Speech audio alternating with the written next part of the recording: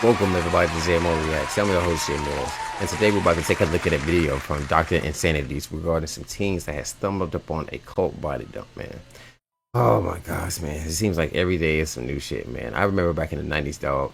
Once we got a little bit of transportation, friend got a car, or we got a bicycle, bro. We was out there, bro. We was out there living our lives, hanging out with friends from different cities, different districts, and all that good jazz. But as long as we had a bus line or we had a train line, bro, we was able to make it home. You feel me? But I'm starting to see a trend of kids being desensitized to weird situations, and I really hate that for them because this life is a beautiful thing. Experiencing different foods, experiences, places is what makes living worth living. But once you start getting desensitized to stuff like this of this nature, then you start losing the value of the whole gist of what's going on. You feel me? But if you're new to the channel, man, go in and hit that subscribe button. Also turn on your notification bell so you never miss one of my uploads, man. Let's hop into the video, man. Let's see what's going on. From them is something they were never meant to see. You want me to get close up for you? Hey, I'm Close up. Come on, Aiden. Come on, Aiden. There's no way these boys did not know that this body was there, bro. There's no way, bro. The energy, them saying certain things, and I'm not gonna go. I'm not gonna touch it. I'm not gonna. It already tells me that they already knew that there was going to be something crazy inside of this building. You feel me? On a very high rate. 99.9% there was going to be some fuck shit inside of this building, and these boys just totally disregarded it. And then once they seen it, it was like, oh, trying to run and stuff like that. So you already adjudicating yourself, especially on this video, because I hear a whole bunch of people talking about, so, oh yeah, this before we even popped up in the scene. So yeah, bro, one of y'all need to be questioned vigorously.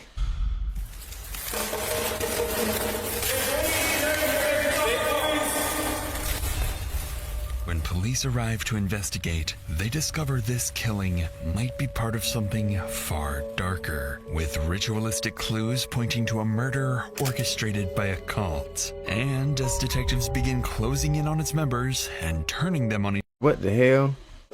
Fucking leprechaun cult out here freaking taking people's lives and stuff. Oh my god, bro. We need to find these people. We need to lock their ass up ASAP. They all need to go to jail. They all need to be under the dang on jail. They all don't need to be education.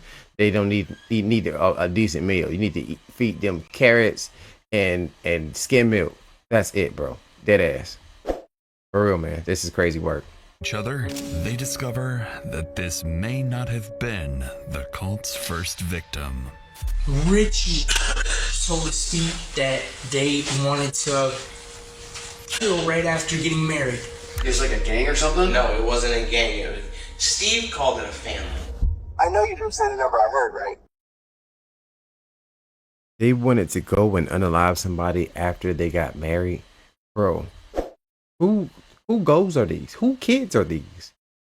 Get your kids, man. Get your kids. Go get them some help. Because there ain't no way that your kids was showing signs of this type of nature growing up and y'all just didn't know absolutely anything, bro. For real, man. Dead ass. Get y'all kids, bro. Don't be letting y'all kids just grow up and just think that, oh, everything gonna be okay. And they showed signs of them wanting to unalive people or wanting to harm other people. Come on, man. Dead ass, man. For real, bro. There are definitely signs, bro. We've all seen movies. We've all seen videos, documentaries, and stuff like that. And there's definitely signs before stuff like this happens, man. Y'all was just being naive, bro. For real, man. Lock the parents up. I blame the parents. 16? I killed 16 people. You killed 16 people is what I said.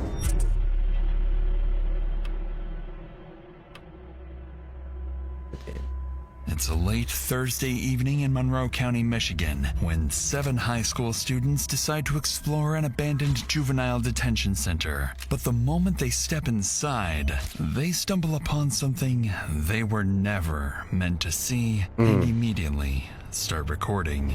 I don't even know if I want to really get it. All right, so we seen my fault. We seen the body. This is for... And see, at this point, they're not even inside of the building, so they already knew that it was something like that inside this building. They already knew. Like, I'm not going. My heart is beating, bro. Tell me if it. I don't want. I'm not looking, bro. I'm not looking either. Look. You want me to get close up for you? Bro, they need to be questioning these kids, bro. Somebody need to be questioning these kids. Ain't no way, bro. Ain't no way. Ain't no freaking way. Y'all need to be questioning these kids ASAP today, every single day, every moment of the dang on life. Hey, bro, just go ahead and just pick them up just on GPO on their way to school. Hey, man. Hey, come on, man. Hey, come on. Let's go have a chit chat, bro, and make sure that this story is straight, bro. Because there's nothing cool about seeing something like this.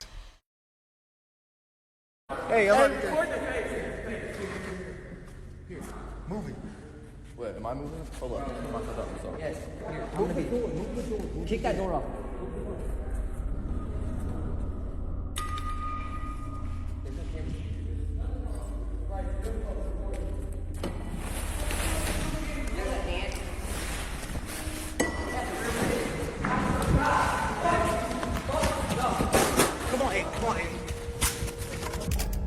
Upon seeing what appears to be Bro said his name ASAP, dog. Hey, bro, that was out there just saying names, dog. You can't go nowhere with him, man. You can't even go to Walmart and get you a candy bar, for real, bro.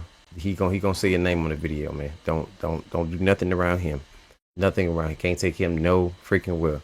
You can't even take him to a girl house and you turn around and end up having to smash both of them or something like that. You can't have no wacky stories to whereas he got to go to school or go around his people and tell, because he gonna be like, oh man, you smashed 2 girls at one time. For real, he gonna snitch on you, bro. He gonna snitch on you ASAP. For real, you feel me? So just stay away from that guy, bro. Don't invite him nowhere. Dead ass. the dead body of a young woman. The boys run back to their car and drive off. Despite knowingly trespassing, one of them calls 911 and begins describing in detail the gruesome discovery they had just made inside. Monroe County 911. What's the address of your emergency? And see, we was out there doing bad shit. You feel what I'm saying? Doing some little crazy shit. You know, we weren't perfect, but we wasn't really trespassing on properties where there ain't nothing good to get. You know what I mean? There ain't no value in going inside of some RYDC that's closed down. It really ain't. You feel me? So y'all just really had too much time on y'all hands, and y'all wasn't trying to do nothing productive. So yeah, man, get your kids, put them in school, put them in Job Corps, give them a trade, something besides running around and looking into dumb shit like this. Dead ass, man, for real. Let somebody else find it. Let the proper people find it. Then we don't need to have your kids out here seeing stuff like this, because all they do is fuck them up. Hi, so we were exploring a abandoned building, and I think we found a dead body. Okay, what was the address? Right now we're at the Monroe Travel Center. Where was the address you were exploring? It's the old student center, or like an old school or something. You're pretty far away from Netto. Yeah, because we drove away and we didn't know what to do. Tell me exactly what happened. Like, he moved a door that was on the ground, and underneath it there was a tarp, and under the tarp we saw a foot, so we left and called. Can you give me a call when you get back to the pilot center? Yes. After directing the teens to a safe... Bro had the whole description of what he's seen, bro. Bro said, I seen it under a door, and then under the door it was a tarp, and then under the tarp I seen a foot. And the foot, it was a dolphin. And in the dolphin there was a boat. And in the boat there was a sword, and the sword spoke to us and told us that something happened. For real, man. Bro had the whole tight story. For real, I'm telling you, I feel like one of these guys already know what happened. For real. They just trying to get other people involved, so then they seem like the innocent factor. But they know. Location, Michigan State Police are dispatched to Boysville, an abandoned juvenile campus with dozens of rooms and corridors. Once officers arrive with no electricity and a potential homicide scene waiting inside, they draw their weapons and prepare to move in. Just keep track of how many rooms, like, look at how many sections there are of the building. Keep track of how many sections you think you're going through so you don't get lost. Yeah. Yeah. So you three want to go first, me and Llewellyn will stay back. One row.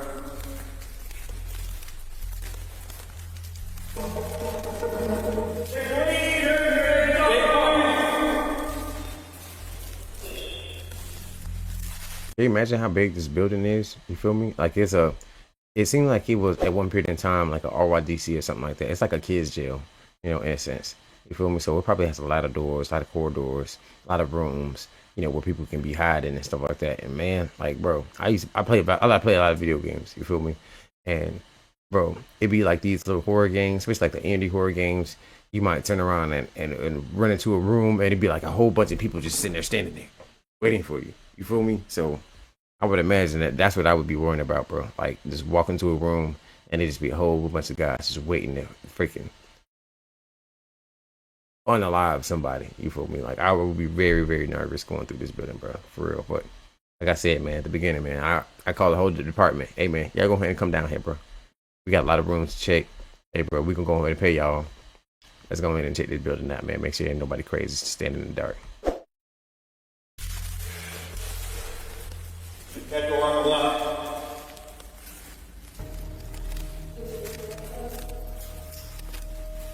The long hallway.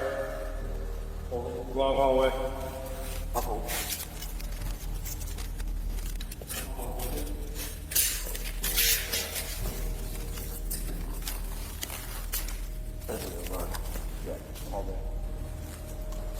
Call it in. Call it in, bro. On the floor, underneath a tarp, lies the deceased body the teens found earlier. But before officers can properly examine it, they have to clear the rest of the building and make sure they're the only ones inside.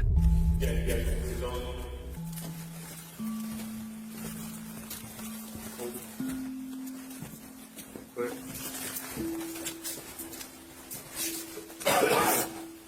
a series of rooms.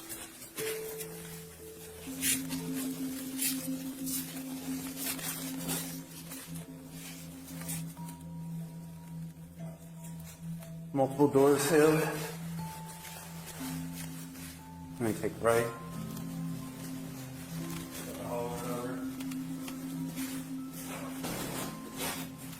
Walking through.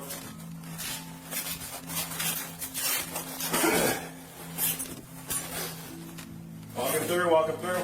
Take please. After an hour of clearing the building room by room, officers find no one else inside. With the building now cleared, officers return to the victim and begin trying to identify her. Given the location, they initially assume she may have been homeless and simply over. I still would have been nervous as fuck, man. Shit, you never know, man. Somebody could have still out through a window that's broken or something like that whenever y'all already checked that area and just was waiting for you to pass by the door and try to snatch your ass up. You feel me? Like, because y'all done been through that shit once, don't mean that somebody, ain't there, man. I don't know, bro. It's just too many doors, bro. I still would be nervous. Dosed. But that assumption would quickly be turned upside down upon further inspection. But there was a time where people were coming in here like on a regular basis, like the haunted house type stuff, like looking for ghosts and whatnot. I think that's blood under her head, like she got hit or Around her? yeah. Well, unless suspect is on top and slams your head on the ground. Yeah, it's not blood. No. It's like bronze. Almost gold. Dude, why is this building even sitting up, bro? Like this is a little kids jail, like I was saying before. So you already know that bad things have happened. People have gotten into fights. People potentially got unalived at this place and stuff. It just got bad mojo, bad juju all around the board. So whenever it closed down, y'all should just went ahead and just knock down the damn building.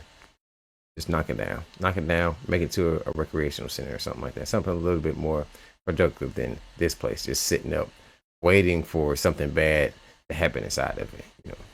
Over. It's on her face, her arms, on her neck, her shirt. Look at how her legs are positioned. Shirt's pulled up. I'll get my fingerprint scanner out here in a little bit. Yeah, I wasn't gonna. Yeah, probably what, mid-20s, 30s maybe. I mean, she might not even be local. It might be somebody a truck driver picked up.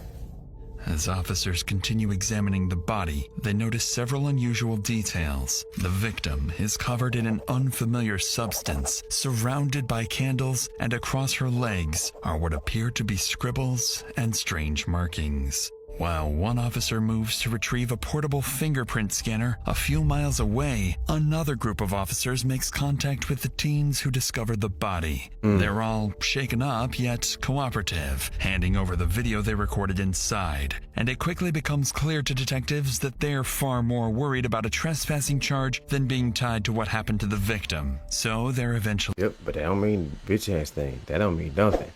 Because if you listen to the video, somebody knew about this thing being here before anybody even came up. For real, before we even seen it and started running from it, somebody already knew that it was here, bro. And we need to find out how that person knows that it was here. And we need to drill the hell out of their ass. Grill the hell out of their ass until they tell. Real, man. You get this information, bro. Let go. Back at the abandoned property, the officer scans the victim's fingerprints and learns that she is, in fact, a local, 22-year-old Kayla Sadowski. Moments later, paramedics arrive and examine the body, confirming two things. She's been here for some time, and the head injuries are consistent with 3 gunshot wounds. Sometime after midnight, officers lock down the rest of the building and return to the station, intent on resuming the investigation at first light. And as the investigation would begin coming together, detectives would become convinced this is not only a homicide, but part of something far more disturbing, possibly even ritualistic. If you live with him and you leave and he finds out you leave, needless to say, you're going to be the next. Steve said that she was screaming, Steve! Steve, help! Steve, help! Do you want to go see your dad? Do you want to be with your mom? Yes. Or you want to live? These kids sick, bro. They sick. They need some help, bro. And their parents seeing it, they were sick way before they got this age. And they didn't do anything. And this is what happens. They go and get a part of, you know, these organizations and, you know, these groups of people, you know, that live a different lifestyle. And they, you know, 9 times out of 10, they figure that it might be something positive. It might be different, but, you know, nevertheless, it's something positive until they start, you know, asking you to do things that you're not normally asked to do. And then they start opening up their eyes to what's really going on. You know, but by then it's already too late. Somebody done lost their life, or, you know, something that's already done happened, you know, where you can't take it back. So start paying attention to these people y'all around, man. Start paying attention to what they saying. You know, if you every time that person come around, they saying some crazy shit or some stuff that you just know that you don't want to be a part of, don't hang out with them. You do not need to be around those people, bro. Dead ass, because then, you know, they put you in a situation like this to where you got to talk to the police, man. Your ass better have an alibi. The next morning, officers begin reviewing every available CCTV camera in the area, and after hours of combing through footage dating back 2 weeks, they finally spot her.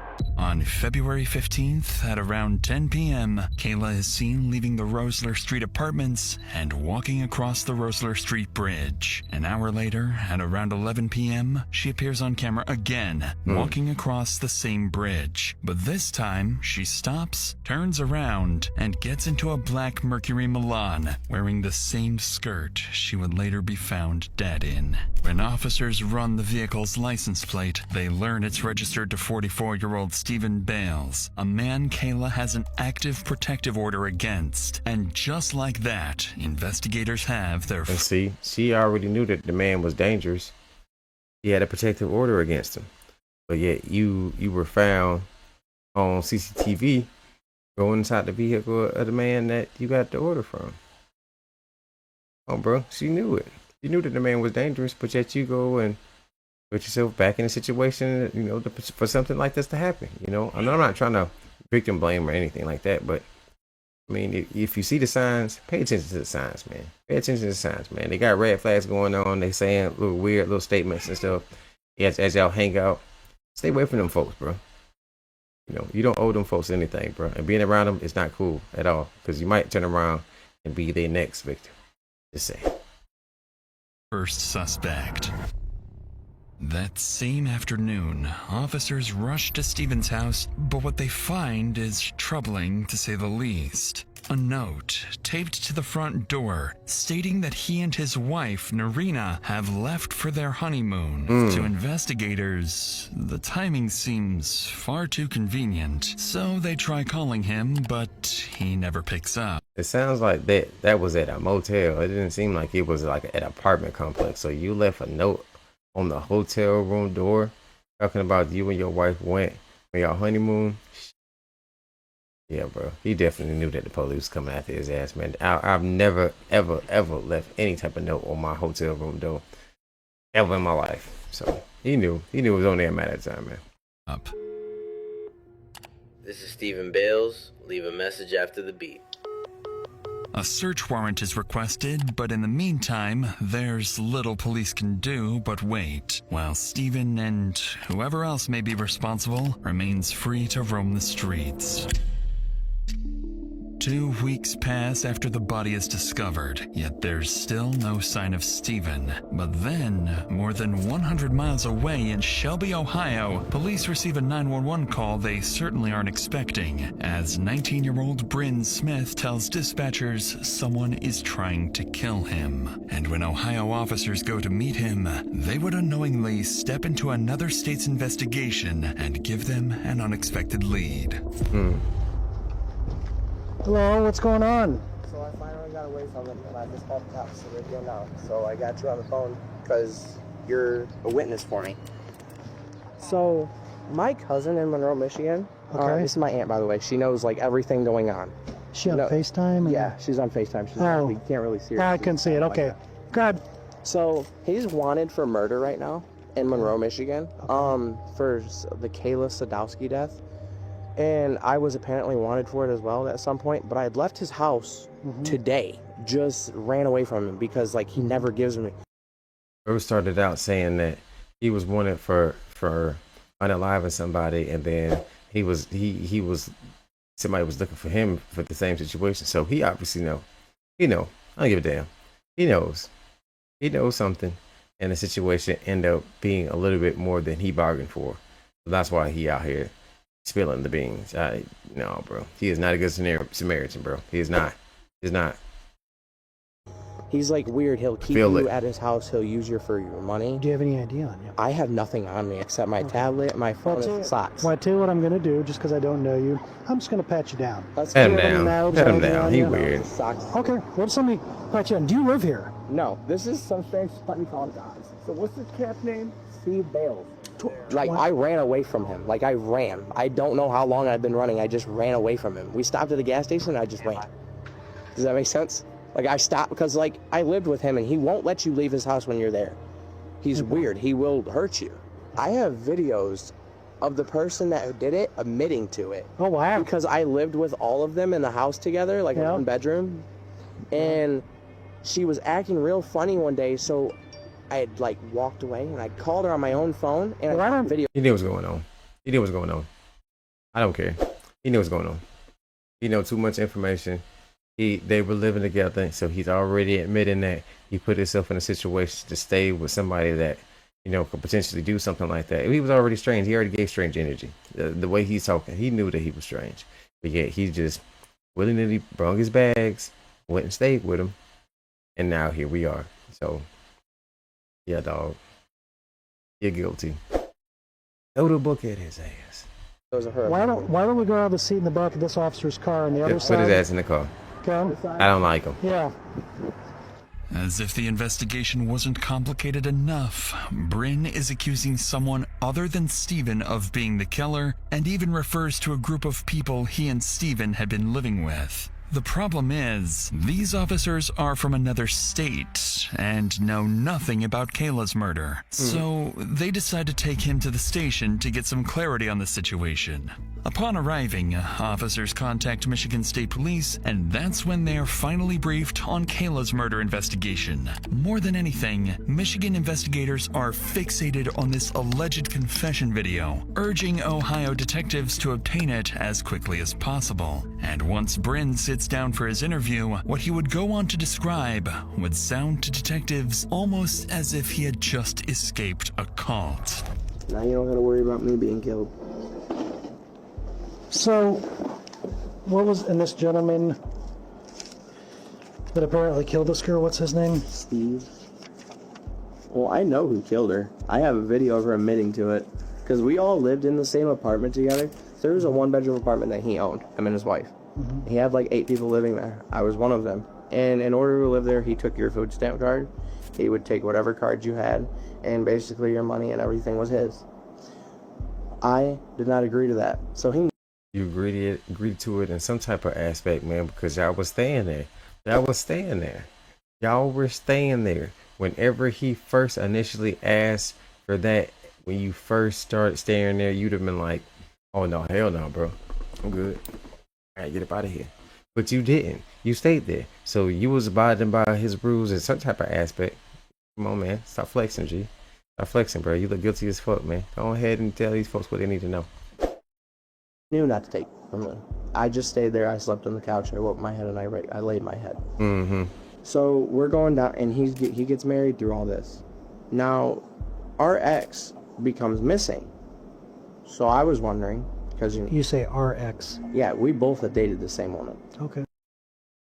What the fuck? Y'all niggas got some little dick energy, G. For real, man. Our ex. I've never heard anybody say no shit like that, bro. I used to have a roommate, bro. He used to be talking to these weird ass girls on the internet, dog. And bro, he used to call the girl the guy.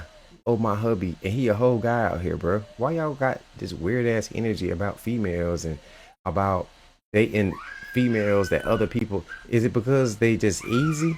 Is that what it is? Because they easy? Come on, bro. What you gonna end up having to do is, first of all, you gotta change this fit up, man. This fit is just, it just screams weirdo. Change this fit up, get a haircut, lose some fucking weight, start eating healthy, and start reading some dang on books, man. And maybe I'll get some dang on girls besides these weird ass chicks that be having like 2 teeth, that the dude down the street, you know, that be out there smoking whatever, be out here smashing, bro. For real, man. Y'all ain't got no value to it, so y'all be putting y'all penis in. That shit crazy hell, bro. Sweaty looking at motherfucker. So she becomes missing, and everybody in the house starts acting weird. So I'm gonna try to pull up this video of Caitlin, the one who supposedly killed Gail, admitting that she did it. Did you ever think about going to the Michigan authorities with this? I couldn't. Why? If you live with him and you leave and he finds out you leave and he finds you, you scary. That's all that's saying. You basically saying another man out here on the street scaring you into doing what he wants you to do. You scary as hell, man. Take your puss ass on with that bullshit, man. You ain't fooling nobody. Basically, needless to say, you're gonna be the next. So scary. If you live with him, you're not allowed. Scary. He's basically a person who's gonna get you in his house and he's gonna trap you in him, keep you just for your money. To detective, you scary as fuck, and if he can sit there and convince you to come into his house and stay there and make you not leave, then he can talk you out of your drawers. I wouldn't be surprised he put his thumb in your ass, man. Come on, bro. Y'all on some weird little dick energy bullshit, man. Come on, man. You ain't fooling nobody. Surprise. Bryn seems unusually open and talkative for someone who believes he's being hunted. After all, there's no telling whether Steven will come after him the moment this interview is over. At this point, investigators need to see this video Bryn can't stop talking about, but what they're about to see would be far more than Bryn promised. So who do you think killed this girl? I know who killed her. I got the video right here to show you. Okay, well, let's see it, my man. Look, he got the video. He got the video, but he did not present the video until the police in his face beating down his dang on door asking him fucking questions. He's already in a position to where he's trying to get himself out of it. He grasping for straws. So he gonna use any information that he got to put the light on somebody else and take it over him, man. Lock his ass up. Lock him up. Throw away the key. You can obviously tell I was shocked as hell. No, we can't. How many? You knew. I know you didn't say the number I heard, right? 16? You've killed 16 people is what I said. And you haven't never been to jail for it. And you see I've never been to jail for it. And now I have one more video of her admitting that I was the killer of Kayla, basically. Why did you Threatened my son. She threatened Wait. my son. Wait. What did he just say? Y'all heard that, y'all. Y'all heard that. Hold on. Let's just wind it back. Admitting that I was the killer of Kayla, basically. He said I was the killer, the unaliver. My bad. Correction. Of her. You did it. So you did it. So you was a part of it. Like I said, I told you, man.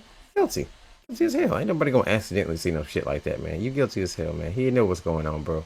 They probably all had to do it at certain type of, you know, period in time to be a part of this cult, this little family that they so-called got going on in this dang on weird ass house, man. For real, bro.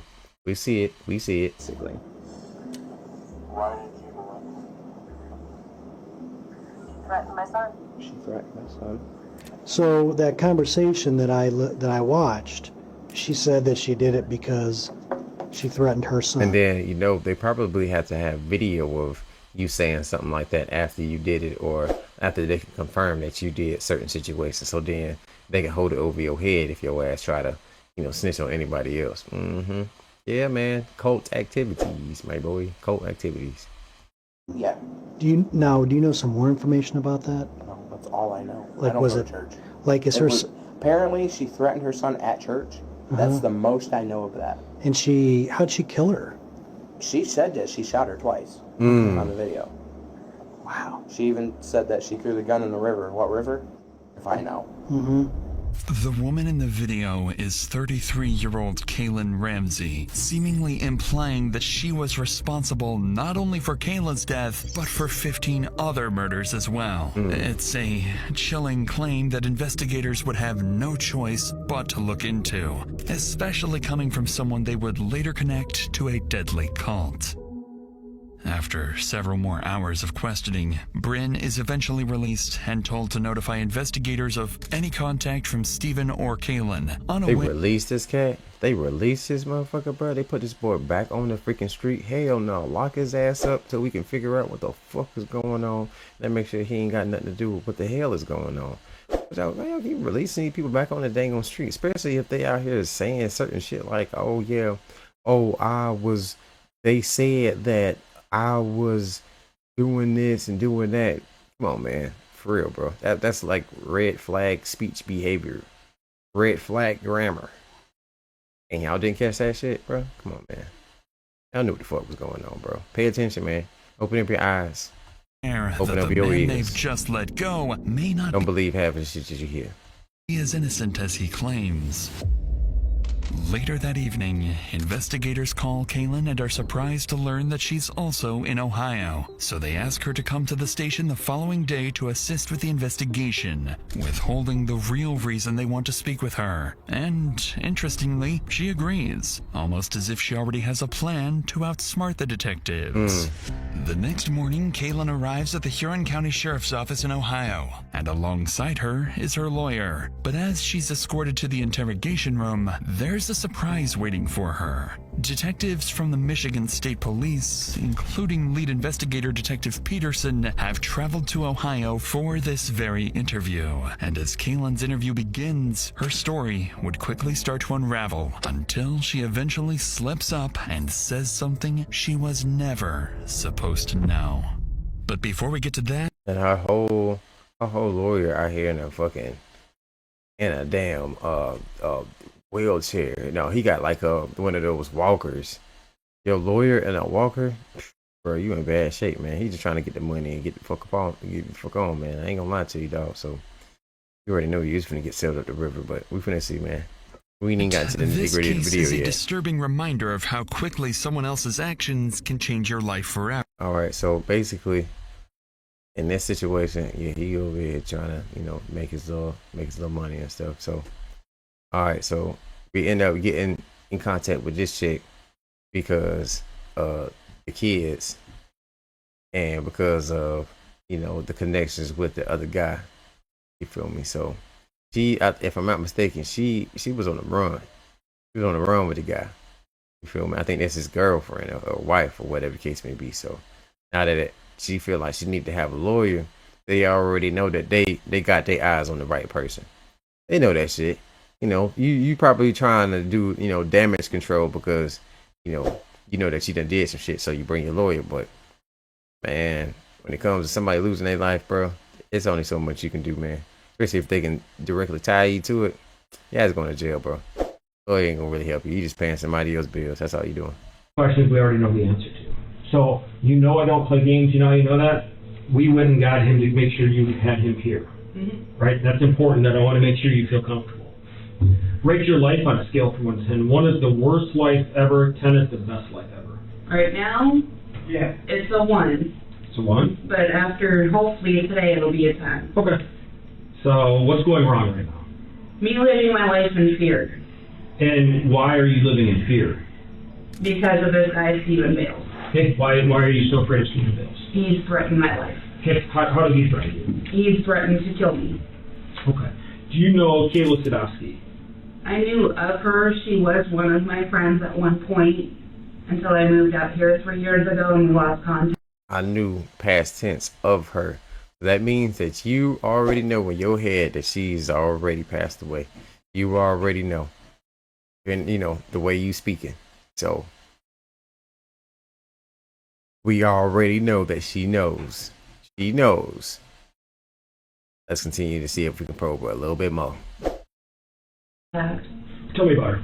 Tell me about Kayla. She was such a sweetheart. Oh my God. She even loved my youngest son.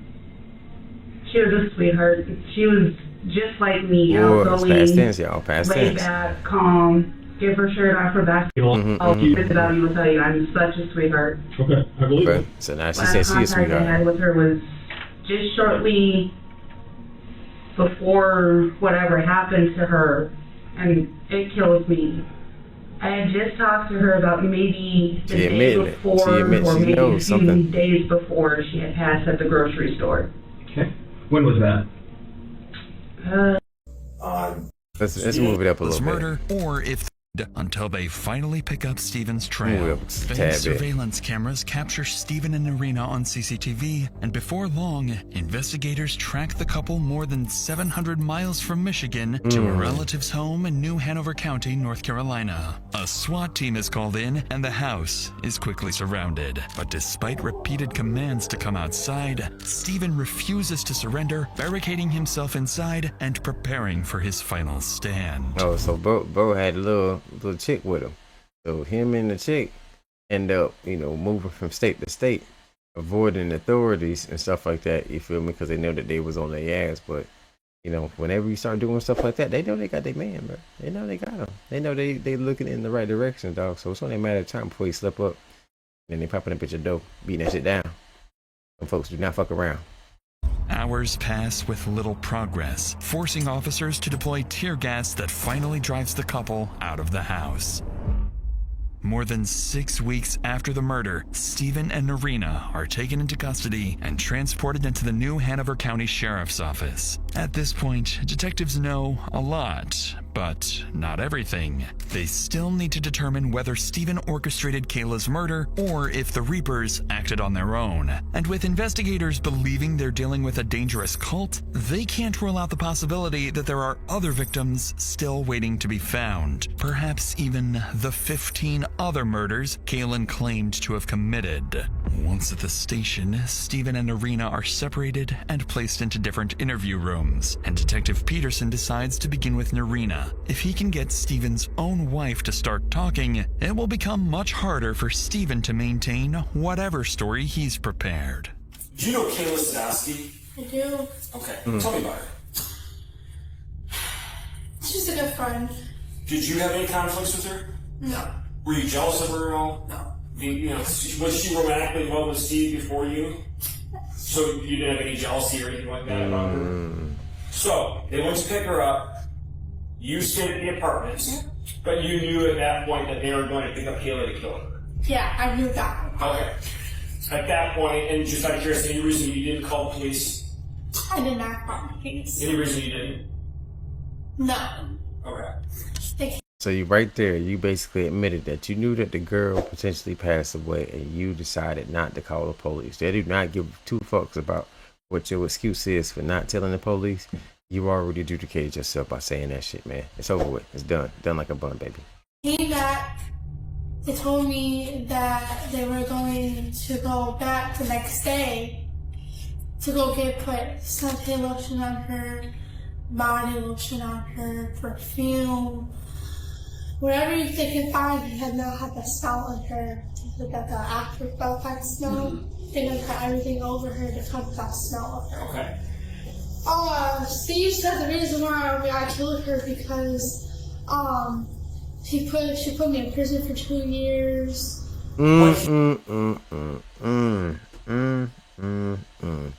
She's already admitted to everything, bro. And then she turned around and said we. So she already knows that, you know, the gist is up, and they already know that she is putting somebody else into the mix besides just herself.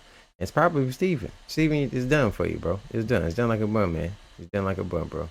Y'all shouldn't have been out here doing this shit. We already know that y'all had a relationship with the girl. You had a relationship. She had a relationship with you. You know, they probably had, you know, bad blood or whatever the case may be, but y'all got the same inner circle and stuff. And y'all put that girl in the compromising position to where y'all probably set her up or, you know, invite her to one of y'all little weird ass meetings. And y'all unalive that girl, man. Y'all did, man. It don't take a detective to figure out what happened, bro. That ass, man. Because y'all circle is like way too small. He say about what they had just done. He didn't say anything. He just kept his mouth shut. So he didn't say much. No. But was he the organizing this whole thing? Was he the one that kind of controlling it and telling people to do this? Yeah. Against detectives' expectations, even Steven's own wife is telling everything, including his own wife, have already turned against him. But going into this interview, Detective Peterson faces a challenge. So at this point, he already got several different people saying that they're scared of him. He been threatening people. He been threatening to unalive them if they tell. So this is like the Super Bowl of interviews right now to have the interview with Steven. So let's see how this goes. Upon hearing of Steven's arrest, his mother has already requested an attorney who is now on the way to the station. And so the clock is ticking. Detectives need to extract the truth from Steven before the lawyer arrives and shuts the interview down. I'll answer some questions, whatever you guys got, the best as I know, but my mom says she's going to try to do everything she can to get me a lawyer and everything. So, is that, you want to answer questions? But I can stop anytime. You can stop anytime you want. Okay. You know Kayla Sadowski? That's my ex-girlfriend.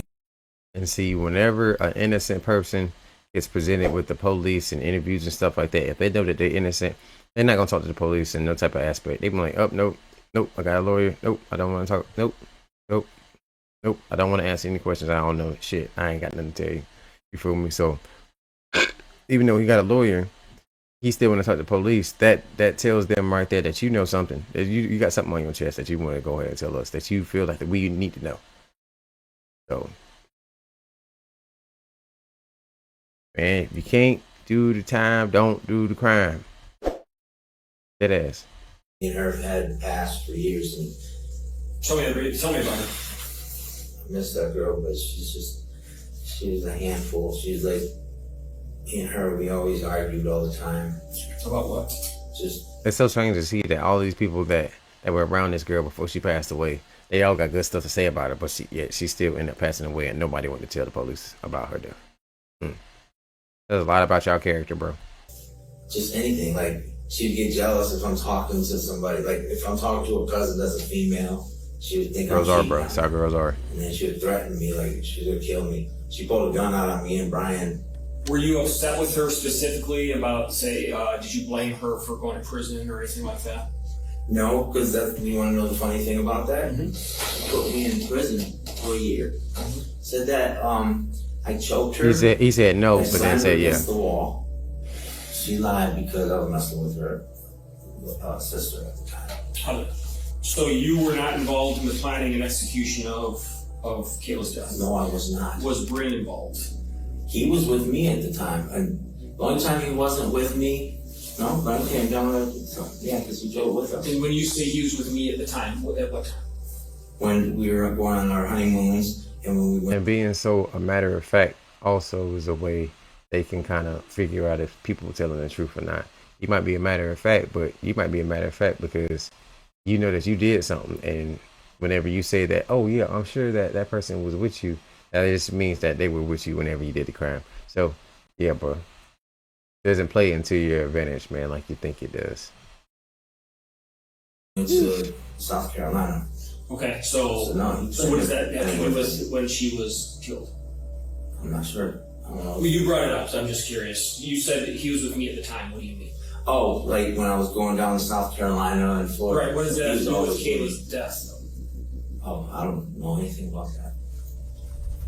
In an attempt to deflect blame from Bryn, Steven just revealed he was with him at the time of Kayla's murder. But there's a problem. Kayla's time of death was never made public. And just like Kaylin, Steven has unknowingly implicated himself. In Steven's mind, Kaylin is the one who pulled the trigger, which makes him innocent. But detectives see it very differently. They view Steven the way prosecutors often view notorious cult leaders like Charles Manson. The person who pulls the trigger isn't always the most responsible. Under the law, the person who plans a killing can be just as, if not more culpable than the one who carries it out. Seeing that Steven refuses to tell the truth, Detective Peterson decides to push harder and reveal damning evidence Steven can't talk his way out of. But this strategy is about to backfire. All right, so have you ever been to the old Boysville facility? One time. When was that? That was many, many, many years ago when it was open. Remember when we started talking, right? Yeah. I told you, I know everything about you, Steve. I know everything about, I know more about your wife and your Bryn and yourself probably than you do. So, and I'm going to ask you straight up, is there any reason, or I should say, would it surprise you to know that we have a Facebook conversation between you and Bryn at Boysville that night? No, you don't. I can guarantee we do. Well, this is where I need my lawyer then. Okay. Sounds good. Because I know that's not a lie. Oh, it's a guarantee. You'll see that. It's not a lie. The only thing that's been a lie is what you've been telling me since we sat down. Understand we've talked to... So everything I just said was a lie? Yes. Okay. I need a lawyer then. Okay. That's fine. Because I just told you everything by play what happened. Okay. Just know this. Yeah, the fellowship you have is broken up. Everyone's talking, including your wife. We smoke in an arena. We know everything. And I mean everything. So, it's up to you if you want to talk. You said you want to talk to your lawyer.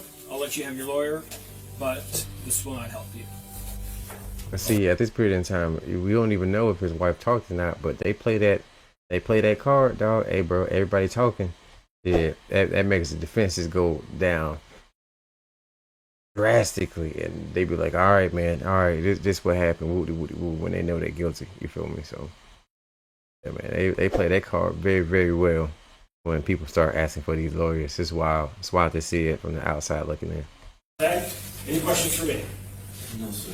Okay. The moment detectives confront Steven with evidence placing him at the crime scene, he's caught off guard and completely shuts down. And now, even without Steven's confession, investigators are able to piece together what happened to Kayla that night. Steven orchestrated the attack, recruited the others to carry it out, and later returned to conceal her body before fleeing the state. Kaylin was the attacker. She participated in the assault and ultimately fired the shot that killed Kayla. Bryn was the lure. Posing as her boyfriend for weeks, he gained Kayla's trust and convinced her to meet him, ultimately driving her directly to her death. Bring her with you too, but don't let her know that you are. I'm sleeping in a tent underneath the bridge, by myself. Send me location. I got Kayla. She's in my hands now. She fell right in my trap. LOL. Dude, I can't find the gym. I hear you. You getting closer? Clear. Sierra acted as part of the ambush team waiting for Kayla, serving as lookout as the murder unfolded. Narina never went to Boysville that night. Instead, she stayed at the apartment monitoring a police scanner, ready to warn the group if law enforcement was approaching. And Alex supplied the firearm, later retrieving it and helping conceal the evidence afterwards. In the end, none of the Reapers would escape accountability. Alex pleads guilty to tampering with evidence and accessory charges, receiving a sentence of 5 to 10 years in prison. Narina receives 13.5 to 30 years, while Sierra is sentenced to 18.5 to 30 years after both pled no contest to second-degree murder. Bryn and Kaylin each plead no contest to second-degree murder, and that's crazy. If somebody can convince you to go do something like that, bro, you deserve to get as much time as the person that pulled the trigger. Just saying, bro. That's some weird ass fucking laws they got going on around wherever they stay at, bro. They're sentenced to 40 to 60 years in prison. And Stephen Bales is convicted of first-degree murder and conspiracy to commit murder, receiving life without parole, along with a second life sentence with the possibility of parole. As for Kaylin's claims that she had murdered 16 people, detectives were unable to connect her to any other killings, leading them to believe the confession was fabricated under pressure by Stephen and Bryn. Even so, investigators are still looking, because there's no way of knowing whether Kayla was their first victim or simply the first one to be found. And while this case left Michigan shaken by a deadly cult no one knew existed, our next case takes us to a place where violence and gang activity lurk around every corner. These are the Man, that was a crazy ass video, dog, man. Let me tell y'all, man. Hey, man, pay attention to y'all kids, bro. I know that you don't necessarily want to be qualified as a helicopter parent. You know, that's kind of shunned on in this day and age, man. But it's 2026, bro. And if you're not paying attention to your kids, asking questions, man, kids may be put in a compromising position to where they got to talk to the police about something that, you know, you might not necessarily know about, bro. But I appreciate you guys so much, man, for enjoying the video, dog. But until next time, man, peace out. And watch over your family, man, because there's some really crazy ass people out here, dog.